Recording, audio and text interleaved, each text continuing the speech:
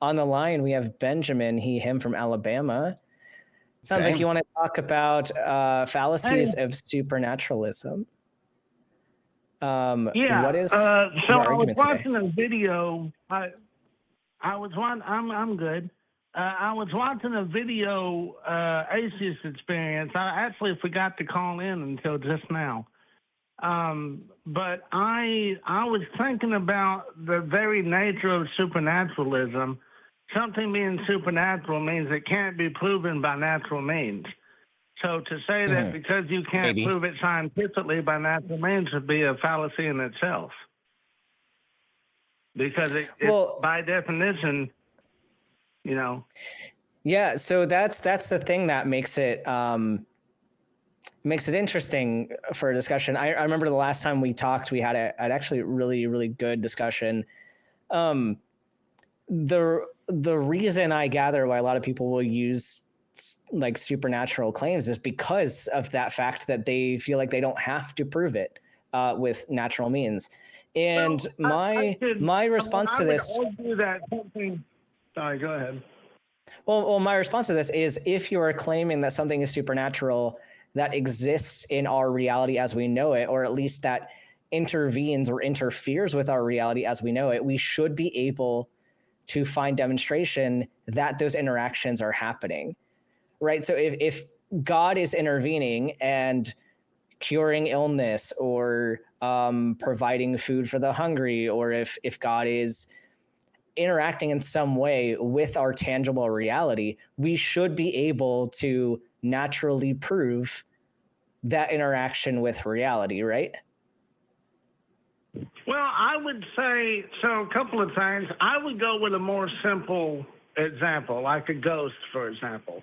Now, I know there's people out there that use voice boxes and Ouija boards and all that kind of stuff, but on the other hand, I was going to say something that's supernatural in and of itself. I believe I'm throwing this wide. It's called a simple truth. Like if I say there's a tree in my backyard, which now there's not because I had a cut, but if I say there's a tree in my backyard, that's considered a simple truth because it doesn't require extraordinary evidence. You know, you can just take it on face value that there's a tree in my backyard. So a lot of people would say that the same applies to supernatural claims, even though I know that y'all say it requires extraordinary evidence because it's an extraordinary claim. But at the same time, on the other hand of that, you have some, parallel hunters and different people that try to make it their hobby to prove supernatural, whether it's ghosts or, demons or whatever. And there's some religions that go even deeper into that, like demonology, Satanism, Luciferianism, and some even back to, paganism and stuff. So there's a lot of history to that. But so, Benjamin, let me ask you a question. Let me ask you this. If you think that supernatural claims can't be justified using natural means, do you think that there are other ways of justifying supernatural claims? And if not, do you think that we should just believe all supernatural claims because you can't prove they're wrong, right? Is that, where are you taking this? Do you have other, if you don't have a natural or a scientific proof of your supernatural claims, and it says here you're a theist, so I'm assuming that you believe in the existence of a God. If you can't justify the existence of that God using scientific evidence or logic or reasoning, how would you go about justifying that? Or do you just accept it without justifying? So a couple of things on that. So I don't know if I've spoken to you yet or not, but I do believe in a God, but I don't worship the God because the God of the Bible is somewhat evil. I take a Gnostic approach. My sect of religion hasn't been around for hundreds of years. It's kind of old Christianity type stuff from like I'd say 300-400 AD, like the Gnostic sects that said that God was evil and Lucifer was more the good guy. That's kind of Well, my what I question for stand you for. was about your God belief, was not about any of the other stuff. It was just, you said you believe a God exists. Okay, so if you take pause when asked to provide some sort of scientific evidence or some kind of natural based reasoning, worldly reasoning, and that kind of thing. If you can't justify it that way, so you've said you shouldn't have to justify it in a particular way, and that's fine. I don't speak for all atheists, but I just ask for justification. I've never asked somebody for scientific evidence. I've never asked anybody for any kind of particular type of evidence. I've just said, do you have any evidence? Do you have any good reasons? And then leave it at that. So what are the reasons? So you believe in a God, you just said. What are the reasons for doing that? Do you feel justified in that belief, or have you accepted that you can believe things without being justified? Yeah, so I look at the history throughout time and all the locations of the earth and all the different polytheistic religions and all the other religions throughout time, and all of them have gods. So I looked at that, and then I looked at the religions close to me, like Christianity and Muslims and all the other different kind of religions, and all of them believe in a single God, a monotheistic God. And then I look at the Bible, and I take the Bible with a grain of salt because it's been changed and rewritten and different translations throughout time. But I look at that and I use all of that as my evidence. So wait, hold on. You said everybody else believes it. Is that your evidence? No, not everybody believes in God. Obviously, I know y'all don't. I was being a little hyperbolic there, but you're saying that a bunch of people believe in this God, and so you think that. Have you ever heard of the fallacy of the argument from popularity? Yeah, but I'm not doing that. That's exactly what you're doing. You're saying all these people throughout history have believed, and so therefore I believe. Yes, but it's not the same God. All the people that I look at believe in different gods: Hindus, Muslims, Christians, Buddha. You said your reason for believing in your God was the fact that all the people of the world, or at least a massive majority of the people of the world, believe in some sort of a God. That's what you said. You're the one who brought it up. That's what I'm asking about. God, so do you think that because they believe in a God, it justifies you believing in a God? What I said was that all the people in the world believe in some kind of a God. They don't believe all in the Christian God, but they have a belief in some kind of a God. So it's not the argument from popularity. It would be if they all believe in the same God. If everybody believed in the same Christian God, that would be the argument from popularity. If that's the case, then their belief does not support your belief, and you shouldn't be presenting that as evidence. If you're not drawing your belief, if you're not drawing your conclusion from the fact that many people believe it, I mean, the specifics might be different, but we're talking about people believing in a God. You said that was supporting your belief, the fact that they all might have different gods, but they all believe in some sort of a God. Therefore, I'm going to believe in a God. That is literally the argument from popularity. Well, they believe in some kind of a God, but I base it off of history because throughout the decades, there's been multiple cultures throughout the hundreds of years that believe in gods and angels and visitors from other dimensions and so on. So I believe in some kind of a God. Now, why do I worship that God is something completely different, because in the Old Testament, I have a question, the though. Bible is pretty much evil. What? I have a question for you, though, Benjamin. Why did you decide to start your investigation from a position of religion instead of backing up and not choosing a religion before kind of jumping into something? Like it sounds like you felt a need to pick one of the religions and just compare all of them and then pick the one that was right. How did you decide that you needed any of them at all? Well, because I wouldn't say faiths, but I would say that some religions, not all of them, but some of them are based on the well-being of a better life. For example, The Chinese. But why would, can't then you I can't do that? quite think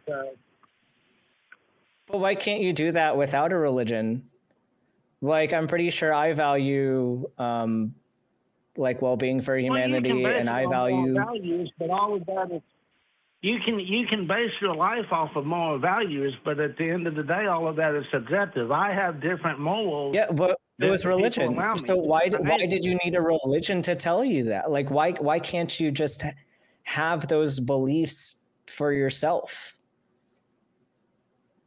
Well, I do. I have my own beliefs. I mean, But why does religion have to be in a connected to God. it? Like, I don't understand why. And if you don't worship the God that you're talking about, like, why do you need to put yourself in that religious box at all? Why can't you just like suspend? Well, so I put myself in a box. I'll tell you this.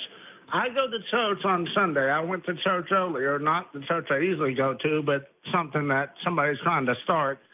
And I do that not because I believe in the God, or actually I believe in a God, but I don't worship him. But I do that to help others. I do that to better myself and to better my community and to better the people that go to the church. But why can't you do? Hold on, Benjamin. Do you have to be involved in religion to do good things for people? Well, are you involved in a religion if you go to a church, or can you just go to the church and not believe? You didn't answer his question. It's still, and I would say yes. Like, you are participating in an organized religion, whether or not you are believing in it. You are participating in that religion. If I work for an organization like Doctors Without Borders, am I doing something good even though it's not religiously affiliated? Well, you're helping your community, so you would be doing something good. Isn't that what you were trying to do with your church? Yeah, but I'm not directly involved with the church. I just go there on Sundays. Yeah, but it sounds like you were trying to say that you need, it sounds like, Benjamin, you were saying that you go to church so that you can better your community and help people. But I'm failing to see why you need a religious space to do that. Why do you need a church to do good things for people? That was my point. You don't need religion just to go to a church. I mean, so then what's keeping you? So then what's keeping you in the church? What's keeping you there? Help me. What's keeping you from saying, I don't need this? Oh, that. Well, I've had personal experiences with God, and I've died a couple of times. Okay. Seen darkness all around me. And let's talk about those things. Now we're getting to the meat here. Yeah, let's talk about those things that keep you going back to church. That's what we want to talk about. Tell us a little bit about these experiences. Yeah, so a couple of years ago, I went to Birmingham. Seriously, I'm getting a call. 1 second. Did he put us on hold? If you need to take that, we can pop you back into the queue, and we can always talk to you next week. I know Benjamin calls in frequently. Sorry about that. I'm back. You're back. Okay. I wanted to give you a chance. Sorry about that. So a couple of years ago, I died. I was medically dead for 15 minutes. Before that, so let me explain what all happened. So I was at a concert, and the music was so loud that I could feel my entire body vibrating. And I had grabbed on a chair in front of me because at the concert, I was on the floor level, like on the court or whatever it would be. And all the chairs was in rows, and there was chairs in front of me and chairs behind me and all that good stuff. And the chair is folded up. Whenever you stood up, the chair folded up by itself. And I had grabbed onto a chair in front of me and yelled, help. And the person in front of me turned on their flashlight on their cell phone. And I fell down. I collapsed on the floor. It was all dark because the lights was off. It was a concert, so they had like the strobe lights and stuff. And I went into a seizure of sorts. And I could feel myself dying. I could feel my body going numb. my hearing going out, my vision became black. All of a sudden, it was like, I was there. I couldn't feel nothing, couldn't hear nothing, couldn't see nothing. And at the time, I could actually feel some stuff. So I felt them put the pads on my chest, and I felt so you weren't, me, and I could feel it pull me up a little bit off the ground. So you weren't and dead then. I felt them put a needle. Huh? So you weren't dead then. You felt it. You weren't dead. You had sensation. You had brain function. Close. It was a near-death experience. That's not what. So yeah. So if you weren't dead. Right. And what it sounds like, did the things that happened, the things that you're relaying to me, is that your own perspective, or did you hear things of what people told you afterwards? Like, are you blending these together? Because I'm trying to put the pieces together of specifically what happened to you in this time frame. So me losing my feeling and my sight and stuff is literally my own perceptive, because that's what happened. Yeah. So it sounds, because there's a lot of things that can happen here, and Benjamin, I don't know if you're aware, I'm a physician. So, and I've done a lot of codes on a lot of different people. I've helped people with seizures. Well, let me tell you what they did next. So they stuck a needle under my arm and stuck it into my heart, and I could feel something burning under my arm, and they did like a hypodermic type needle and put it under like in my armpit a little bit and stuck it in my heart. So they gave you an IV. So they gave you an IV and they put some epinephrine in it. Like, I don't know if you're aware or if any people are aware, but being the patient of a code does not mean that you physically died. Like, there are reasons that we run a code that do not involve you actually being clinically dead. With the algorithms, some of them are where it's like pulseless electrical activity where you really don't have any heart function. If you get to a point of asystole where your heart's not doing anything at all, that's often where you can't do any shocks, really, you can't do meds, you just kind of do compressions and hope for the best.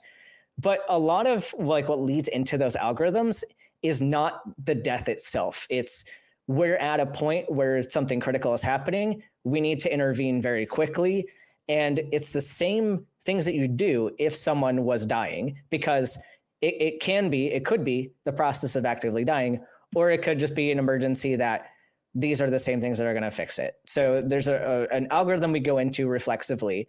And it sounds like, and I don't know the exact situation, but it sounds like there may have been some seizure activity. There may have been some concern that there is an arrhythmia happening or that your heart wasn't able to compensate for whatever's going on. They were trying to prevent shock from happening. And so they maybe gave you some medications, like some antiarrhythmic agents or some like epinephrine, which is kind of the first thing we do in a code. And like after that, they're able to resuscitate you enough. Essentially, what they do in a code situation is like very rapid life support. So it's very hard to say, of course, because I wasn't there. I can't say whether or not you actually like were clinically dead or not. But from what you're telling me, it's very possible you never actually made it to that stage. And some of the sensory things that you're getting might have been actual sensory experiences that you had and like probably you were. But as you lose oxygen, of course, your sensory function kind of gets distorted or can go away. It sounds like physiological things happen to you that are very easily explainable, that I wouldn't jump at all to a supernatural reason for that. I don't know if you have other details you want to mention, but that's my perspective, that this is actually a very routine thing that happened to you. Stuff yet. So after that happened, after they put. Hold on a sec. Can you acknowledge what Dr. Ben just said to you? Did you listen at all to what I said? Yeah. Okay, yes, so you understand that what happened to you is not in the supernatural realm. It's very easily explainable using mundane medical terminology. Yeah. Okay. I get so that, I haven't gotten to the supernatural part yet. Okay. Okay. All right. Go for it. Yeah. Bring us there. So after that happened, Then I was standing above my body surrounded by darkness, and I could see myself on the floor. And then when I came back, after that, when I came back and I woke up on a gurney in the hospital, which actually, I don't know if you know about this or not, but if you can tell me about this, that'd be nice. So when I woke up, I couldn't see nothing. Everything was really bright. I was under a light, but it was like the light, like all of it was white. And it took a while for my eyes to focus and actually see the light, and I don't know what that's caused by. That's normal. I'm wondering that. That's normal. Yeah. But so that's what happened. So that's why I believe in God, because I had somebody appear to me. You believe in like God because of my family hypoxia. You believe in God because of hypoxia. That is what I'm hearing from this. And your story is not very unique. A lot of people have similar sensations of them standing above their body. And that's similar to a dream state that a lot of people, like, you'll have people that are just dreaming that imagine themselves above their bodies. You'll have people with sleep paralysis that'll imagine certain things as well. The brain does very funny things when we're not very conscious. And especially if you deprive the brain of oxygen, some very funny things can happen as you're kind of losing your function, losing your ability to rationalize what's going on.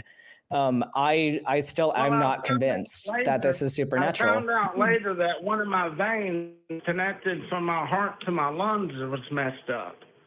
And yeah, again, that's super common. Years later. That's super common. That's so incredibly common. I wish you understood. Yeah.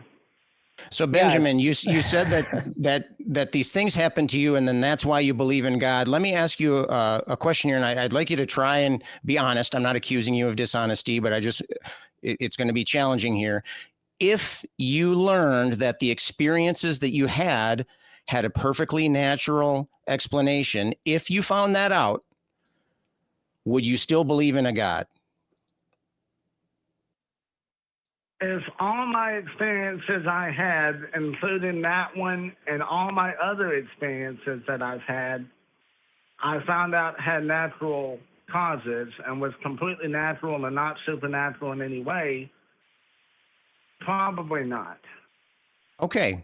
So now you have a medical professional here who's told you that these things are very common, as a matter of fact, and do have a natural explanation. We don't necessarily expect you to take our word for it. In fact, you should be skeptical of the things that we say. I would suggest that you go in and look into those things, see if see if Dr. Ben is right. Ask a medical professional that you trust. Look, see if you can find information on that, because your interpretation of this experience that you had, is you've just said, is the crux, is key to your belief, and the way that you're living your life is going to be based around your belief. Now, I think that it's okay to believe in God. I think it's okay for you. It seems like you're very motivated as far as wanting to help people, wanting to make your society better, wanting to make your neighborhood better. And I think that's awesome. And I support that. To some extent, I agree with that. But I want to say that if you have these foundational beliefs with an irrational basis, then that can lead to problems.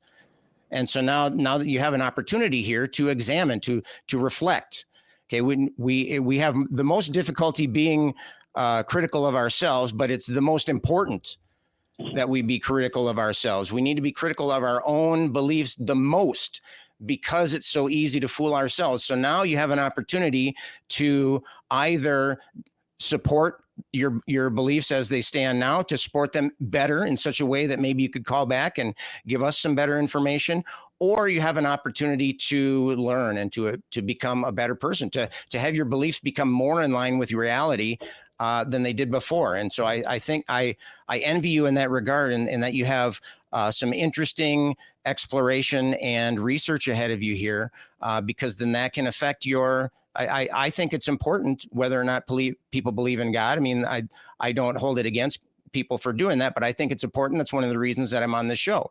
And so if I were you, it would be important for me to examine those beliefs. What do you think about that? Well, yeah, I mean, I'm in agreement with you that it's always important to be skeptical and to try to find the truth in things. I understand that. Um, Okay.